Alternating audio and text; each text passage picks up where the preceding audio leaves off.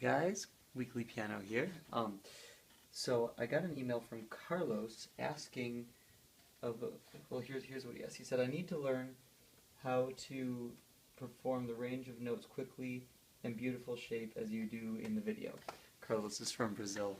Which is pretty cool that you guys are seeing this all the way out in Brazil. Anyway, he said a couple specific examples. One, and we're just going to have a little bit of a discussion on this. The first example is 216 to 219 in my Learn to Play Fast video, which is this right here, this little line. So that's where you... Okay, so that's the line. There are a couple little things going on there. It's sort of a mashup of a few different licks that I've learned, and I'm going to try to break down these licks and also show you the musicality behind them, because the musicality is the really important part.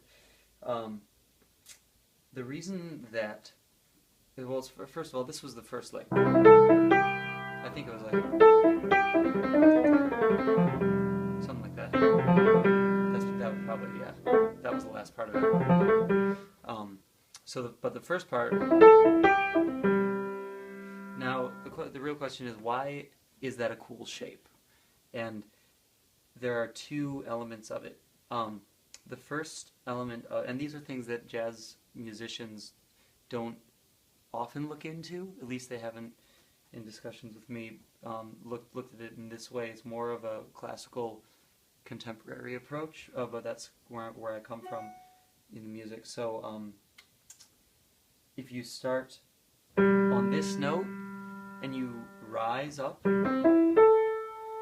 now you look at what that did. It actually went up almost to the same note, but it didn't quite, it didn't hit that note. So it was a little deceptive. It went up higher than where you would have expected to go, but then sort of corrected itself back down, and then went back all the way back down. So there are two elements of it. One is that little deceptive nature of it, and then the other is the fact that it goes back down to the original note. So you're basically creating a goal point when you start. No matter what you're doing when you start, that's one of the notes that sticks in your memory. So you could go, and then it's a cool shape because it's a shape. It's an actual shape. It goes up the contour and then back down, and goes back to a single note. This one is pretty simple. So that's the first shape, and then so that's one thing. You could take that as an exercise and do it in all the keys. Like the full lick is a standard jazz lick. That's, I'm sure you've heard that.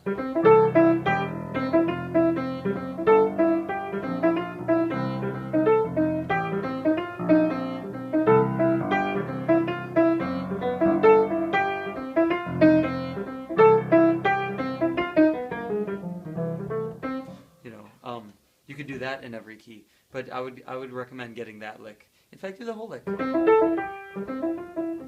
Get that in all the keys.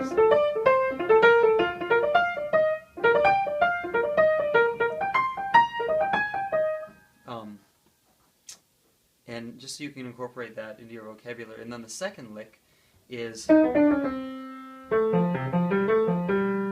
That's the second part of it. So there are two things happening in here. One is enclosures. Now, and I'm kind of bringing a lot into this video, but this is a customized lesson, so it's for this specific question, and I want to thoroughly answer it. So the first part of this is what's called an enclosure.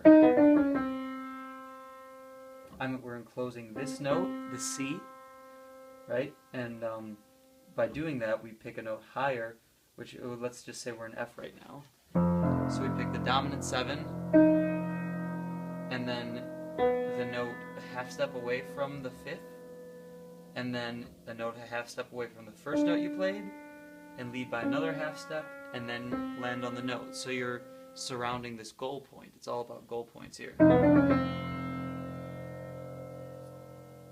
And you can do that anywhere. Like I would try, okay, so here's a cool exercise that can come from that. You're enclosing the 5th now, so enclose the 5th in a blues every chord change. So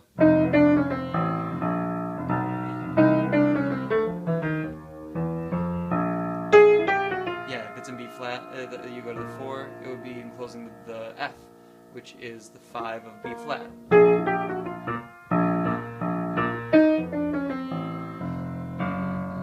And then, yeah, then 5. I mean, you would never do that when you're actually playing, but it's a great way to actually get your mind centered around how to make enclosures work in the context of your lines, you know? So then maybe do that enclosure and then stray away from it and go back to the note that you enclosed. That's pretty cool, right?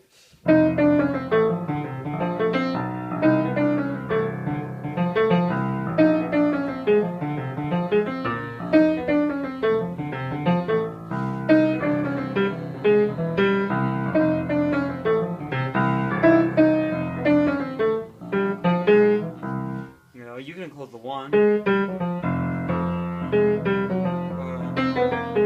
enclose the 3, enclose the 7. That's like, you know, you can go way out with it. So that's an enclosure, and then that last part is sort of like, it's a weird bastardization of a McCoy Tyner lick. He would often do that where he encloses the 2. That's all you're really doing, is you're doing a scale 5, 3, 1, 5, and then enclosing the 2. So, you know.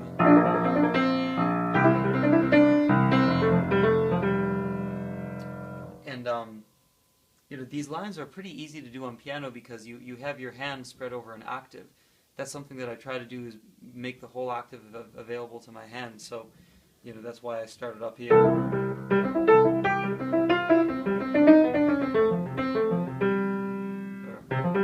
whatever it was. Because then you can actually use the fact that an octave is a really interesting thing, because it's not the same note, but it's something that's so similar to another note on the key bed that your mind almost hears it as the same note, so you can lead up to it. Like, you know?